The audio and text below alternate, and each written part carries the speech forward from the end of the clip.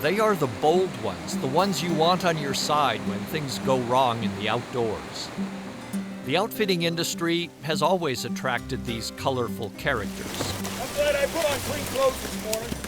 Much more at home traversing treacherous terrain in the wilderness, or crashing through rapids on one of the West's major rivers, and hit the water and mend, or teaching someone the best way to land a wild fish. Oh. Each year, nearly 200,000 people enjoy an Idaho outfitted trip, with an estimated $100 million economic benefit to the state. But there's a younger generation that seems to prefer virtual reality to the real thing. Kids today may be less connected with their natural world simply because of urbanization.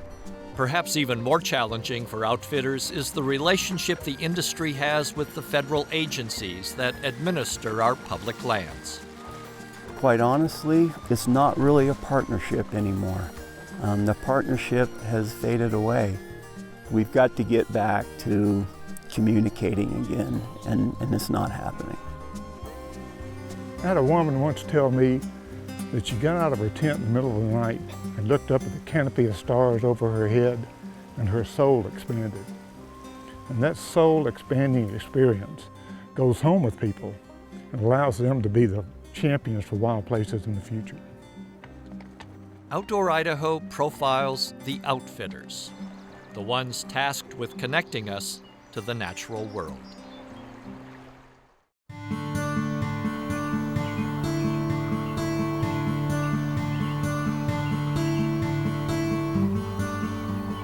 Funding for Outdoor Idaho is made possible by the Friends of Idaho Public Television, by the Laura Moore Cunningham Foundation, committed to fulfilling the Moores' legacy of helping to build the great state of Idaho, and by the Corporation for Public Broadcasting. It wasn't too far from here where Captains Lewis and Clark acquired the services of a Shoshone Indian guide more than 200 years ago. We know him as Old Toby. And Toby led the expedition across the Bitterroot Mountains to the Lolo Trail after convincing them that the Salmon River was essentially unrunnable. Hi, I'm Bruce Reichert, and welcome to Outdoor Idaho. Guides have always played an important role in Idaho's backcountry, and even today, the vast majority of Idaho's outfitters and guides operate within 30 miles either side of the Salmon River, the river of no return. Okay, you guys ready? Yep, yeah. John, Todd, here we go. Outfitter Bill Burnt has been shepherding people down the Salmon River for 45 years, since 1971. He's considered by many to be the unofficial historian of the Salmon River country. In fact, he personally knew many of the river's famous characters, like Buckskin Bill. He was a little short guy. Always, even in the heat of the summer, he was always wearing wool shirt and wool pants. You didn't really want to get downwind of him. Some people got to call him a phony, but anybody who has been 40 years in one place, they may be a little eccentric, but they aren't a phony anymore. They are what they are. River outfitters comprise a major part of the state's outfitting industry, from one-day trips to multi-day trips like this one. It takes about 3 days for people to start to forget what was biting them when they left home. If you have a short trip that's only 3 days or so, they don't get a chance to get much benefit. But you get the longer trips, and they've got the next few days to start to get some benefit of that isolation. Over the years, Burnt has worked his family into the business. It wasn't that hard. They were willing participants. From son John to daughter Stephanie. It's a cold motorboat. 7 months pregnant with her second child. He just yelled at me the other day, "You shouldn't have been lifting those coolers. 7 months pregnant, you shouldn't be lifting the coolers," but it seems to be going fine. I feel pretty good. Stephanie began oaring these big rafts and drift boats when she was only 14. She says her time on the river has helped shape her life. The world totally comes to you. And I remember when I was a little kid, we had a guy who had numbers tattooed on his arm. You know, he'd been in those concentration camps in Europe. So he had stories to tell. And so I get to enhance a world and a life, and other people get to enhance mine. I wouldn't be me without this place. I'm still known as Bill's kid. I think I will forever be known as Bill's kid. But no other kid gets to work with a living legend and get to call their dad a living legend, and I have that honor every single day. Heads up, boys. For more than 50 years, Idaho has been regulating outfitters and guides, including controlling the number allowed in a particular area. Each year, the board licenses about 400 outfitters and approximately 2,000 guides. Some of our neighboring states license outfitters, but they don't license guides. Our concern is, first of all, the outfitted public, and then the public at large. They're there for the public benefit. They provide a public service. There was a time when outfitting was pretty much synonymous with hunting. Multi-day hunts are still a major source of revenue for many outfitters. There you go. But today you can find outfitters in some pretty unusual places, like the Black Basalt Cliffs east of Boise. The Bureau of Land Management administers this public land. Omblay. Climbing. So when mountaineer Matt Erpelding wanted to commercially climb at the Black Cliffs, he had to secure permission from the BLM. Because this area never had a special use permit, it really took a long time to figure out how to do the permit, but I wanted to make sure that I went through the appropriate channels. And so ultimately, Idaho Mountain Guides has an incredible relationship with the BLM. We really want to help protect this resource. We kind of work with the Outfitters and Guide Licensing Board, but I really feel like the land manager is the agency that I want to have the relationship with, which is the BLM. Erpelding is not only an outfitter, he's also an Idaho state legislator. I think the legislature has done a disservice to the outfitting and guides in Idaho by having an outfitter and licensing board that's underfunded in a way that it cannot effectively guard against people cheating the system. But the larger issue is the struggle over making sure that we keep our lands public. This is a shared resource. So if I'm up here with private climbers, my goal is to never be in their way, never impinge on them. There's a little edge. So we're second to what the public has access to, but we bring the training, the knowledge, the ability to help keep this place a little more safe for those people that want to invest in the education side of it. But the public land fight that has been occurring in the legislature is of real concern to most outfitters. Idaho is a leader in the outfitting industry. Because of our licensing board and our designated areas, we have a strong outfitting community. It makes for good neighbors. Darrell Allred represents the more traditional face of Idaho outfitting. This is my 27th year here in the Sawtooth. I moved here by choice, and that I was outfitting in Utah, and all it was there is a Forest Service permit, and I might be camping here and the neighbor camping there and the next guy right there. Here in Idaho, we have strict boundaries that makes good neighbors, so if I need help, my neighbors over in Stanley, Mystic Saddle Ranch, we work together a lot. I'm an outfitter and I'm also a licensed guide. So the outfitter runs the business end of things. We're responsible for having the insurance. We deal with the Forest Service permits. We buy the groceries. We do all of those things. We book the clients. A guide may be along on the trip, and his responsibility is to take care of the people and provide the service. So most outfitters will play the role of both. Outfitters also better plan on doing some trail work while in the backcountry. My impressions were that there could be a little trail maintenance done. It doesn't look like it's been done in a couple of years coming through here. Quite a bit of downfall, some pretty bad spots to get around. You'd have to go up the hill and get into some really bad stuff. Most of the Sawtooth is pretty steep, narrow canyons. The trails are where they're at for a reason, because that's the easiest way to get around. But when they're not maintained and there's obstacles to go around, then it puts you up on the side hills puts you, your horses, all your guests in danger. But these horses get used just about every day through the summer, so they're more experienced and stuff, you know, and they gather their feet and they don't panic. I'm glad I put on clean clothes this morning. When trails aren't maintained, people don't use them. So if we don't have access, there's no way of getting in and enjoying what is ours. This is spectacular. This is the crown jewel of Idaho right here, probably of the United States. But every year it's less and less people coming in and being able to enjoy this. When we had a good elk population, the small town that I live in, Garden Valley, I was the #1 guy that bought fuel. The grocery store I kept going. The restaurants I kept going. The motels and stuff, we filled them up. So we really put money back into the economy, especially in the small towns around the state. With the introduction of wolves, our elk herders went down, so we don't take near the number of hunters. We need another city slicker. That's how some people get introduced to this type of a lifestyle, is seeing a movie and say, hey, that'd be great, let's go do that. Yahoo! I think there's still going to be outfitters and things. What I'm seeing right now, it's not the small mom and pop operations. A lot of the areas are being consolidated, more of a corporate type.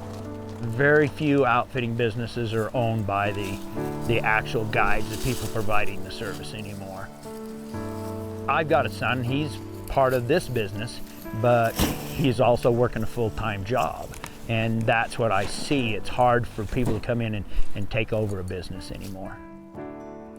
My generation, we grew up camping and we were out. We learned the skills of how to make a fire and how to have a nice campsite and things. And the kids these days, they don't get that opportunity to do that.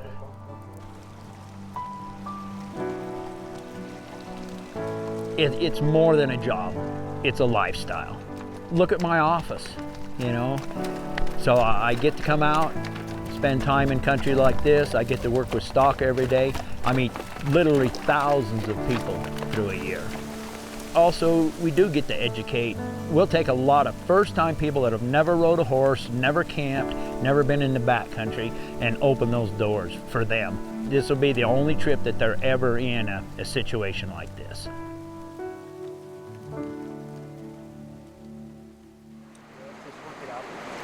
Really want to get to. You have to be in this business because you like people. Outfitter Steve Burson is the current president of the Idaho Outfitters and Guides Association. The IOGA is a trade organization representing the business interests for Idaho outfitters. The Outfitters and Guides Association is the oldest association in the United States. It's over 60 years old right now. So I think from a client's perspective, we're probably more regulated and more organized and do more professional trips than any other state. Burson himself is a hunting outfitter operating along the Idaho-Montana border. But he realizes that outfitters have to sometimes change with the times. So several years ago, at the suggestion of his wife, the Bursons got into the business of glamping, a highfalutin term for eating and sleeping well in the backcountry. There's a big segment of the population that really doesn't want to sleep on a thermarest anymore, but they still would love to be out in the wilderness and do horse rides and day trips. It's definitely broadened Burson's client base and brought a different set of people into the forest. As president of the IOGA, Burson figures outfitters need to do what they can to keep this area open to the public. And that starts with trails. Nationwide, we have a trails crisis. Within central Idaho, it's considerably worse. So the amount of effort that it takes to keep these trails open, especially in light of the recent fires and so forth, is a tremendous amount of work and a safety issue. But the economy's coming back. People are reaching out for more adventure vacations. Fish and Game, we work very closely with, doing a great job trying to manage the game. So yeah, I think the next 5 to 10 years look very good. BJ, we're maybe You guys think South Fork today. I think I ended up becoming an outfitter in Idaho because of my family. Good morning, all. So what are you looking at? Lonnie Allen is the owner and operator of Three Rivers Ranch, one of the top classic fly fishing lodges in the country. The business has been in her family since the 1920s. The name outfitter was mainly for men. It wasn't something that women did very often, so I kind of feel like I entered a whole new world as a woman. Up a little higher. And I was so embraced by the men in the business. Okay, now men. Men, feed. Oh, I absolutely love what I do. Yeah, I think you had a look there. So shorten it up just a bit. For the South Fork of the Snake, I think we're sometimes misunderstood as outfitters, and then let it float into the deep water there. There you go. I sometimes think that we get a bad rap.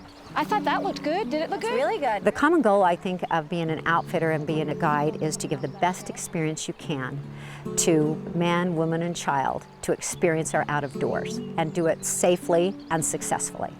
Lay it to the left. Sometimes when a client cancels, Okay, we ready?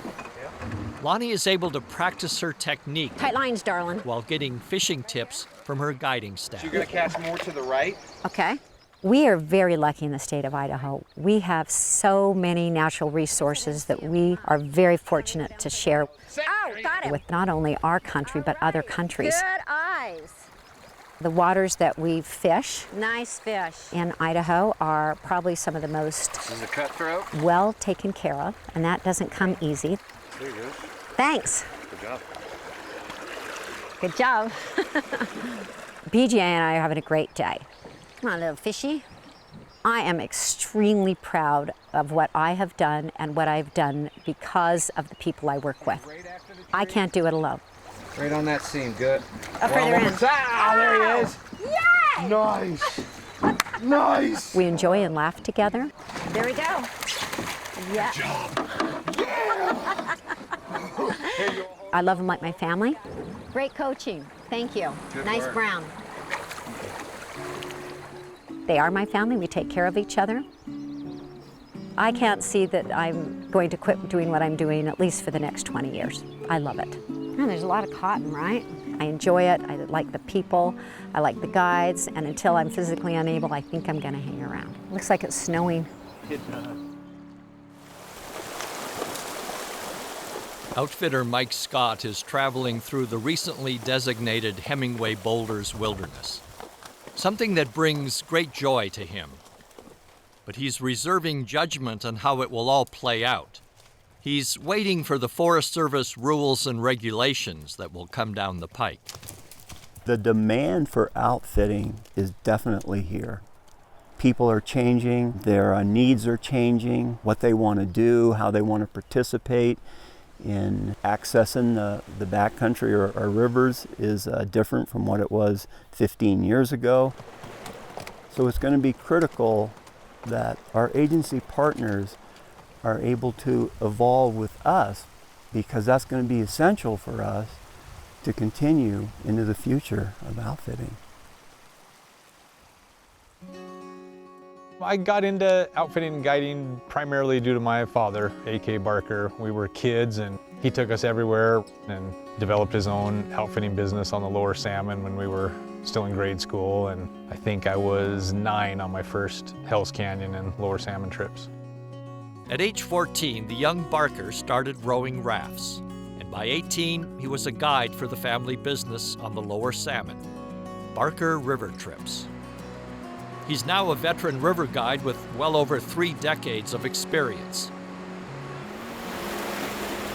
He's rowed customers on most of Idaho's rivers and has also become the owner of 2 outfitting businesses. I did that primarily because hunting was one of my other big passions. I wanted to be a hunting outfitter in addition to being a river guide. So my father helped me establish that through the business we had. Then I had the opportunity to purchase a business down here in the Oahe-Bruno Canyon lands, which is for rafting, which is what I always wanted to do. That business, Barker River Expeditions, has been around for 20 years now. Someone could row this cutting the left. Barker has a real passion for desert rafting and has developed his own fleet of small boats that work well for the very challenging trips on the Jarbidge, the Bruno, and the Owyhee rivers. Those smaller boats still have to carry plenty of gear, though. In fact, getting everything to the put-in and loading it into the boats is one of the biggest jobs of any trip. So logistically, trying to arrange one of these trips, you'll spend a lot of time figuring out how much weight each boat can take. That makes it a more substantial challenge to do that careful planning that'll get all the equipment and all the people down the river with a lot of comfort. And you can't just throw your stuff on like you might trip after trip after trip on another river in Idaho. You got to pay attention to a lot more detail on how you're going to get that week's trip done out in the desert. Like his dad, Barker has made working with family a continuing tradition in his rafting business. Brother Jacques is part of the guiding team. And brother-in-law Mike Hicks also rows a number of the river trips.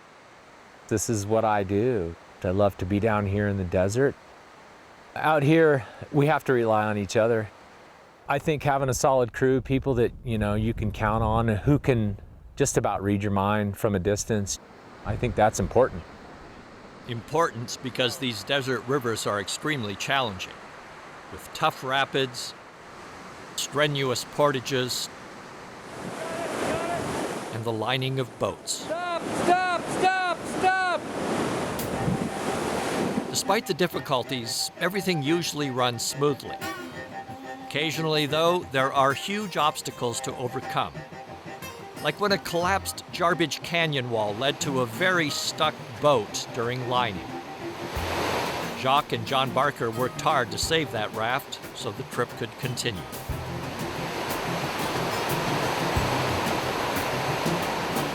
And when you're lining the boat, it doesn't always go how you anticipate. So it was a very difficult stick.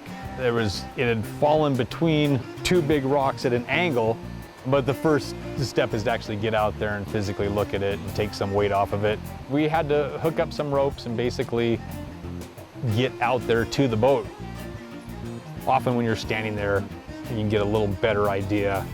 Well, it's buckling here or moving that way, and then you decide where to hook up and what direction to pull. Amazingly, Barker got the raft out, patched it, and put it back on the water. But why does he continue to take on some of the most challenging rivers in the West?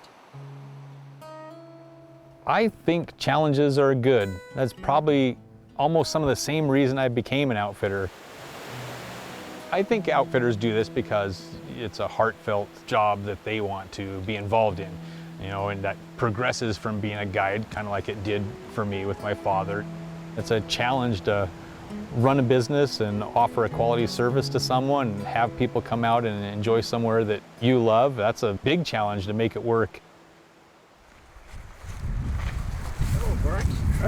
Outfitter Bill Burnt has stopped at historic Campbell's Ferry on the Salmon River to visit his old friend Doug Timms.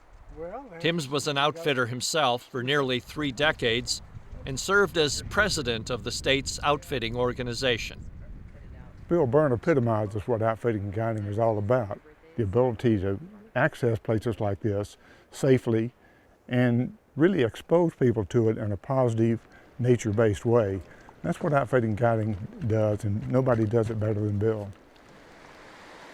It's one of the reasons clients like P.J. McDonald keep returning to the river. This is his 10th trip with the Burnt family, and he has the T-shirt to prove it. So if you're a college student, you want a wild and crazy weekend, you can find it. Pick your outfitter. That's the last thing I'm looking for. We all have the opportunity to be crazy at one time in life. At midlife, we don't need it. The Burnt family fosters that. They like to have you have a good time. They want to make sure you're safe. I'd put their menu and their cooking up against anybody's. Oh yeah, it's looking good. To me, it's a total experience. Being a guide for a family business, there's a lot more sense of ownership, a sense of being a part of something greater. And to be on the river with people like, Bill Burnt and Stephanie Ellis is something special. 2 of the better boatmen and boatwomen I've ever seen in my life. I don't know how I'm gonna like this when he's not here in the future.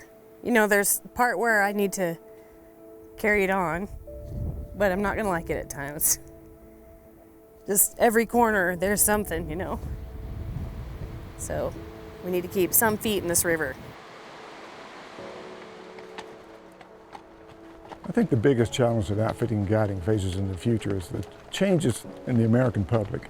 We have to play the role of taking those young people out here and showing them what it really is about. Spend the night next to one of these beautiful rivers, look at that canopy of stars above, and understand how important it is that for the long run that we maintain places like this.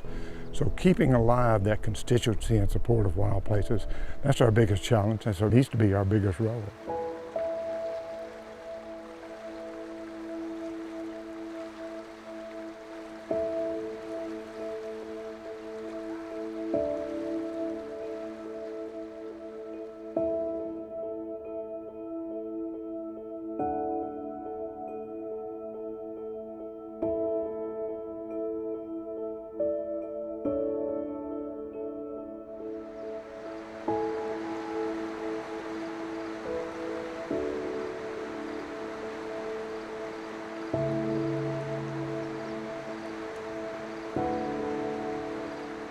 Funding for Outdoor Idaho is made possible by the Friends of Idaho Public Television, by the Laura Moore Cunningham Foundation, committed to fulfilling the Moore's legacy of helping to build the great state of Idaho, and by the Corporation for Public Broadcasting.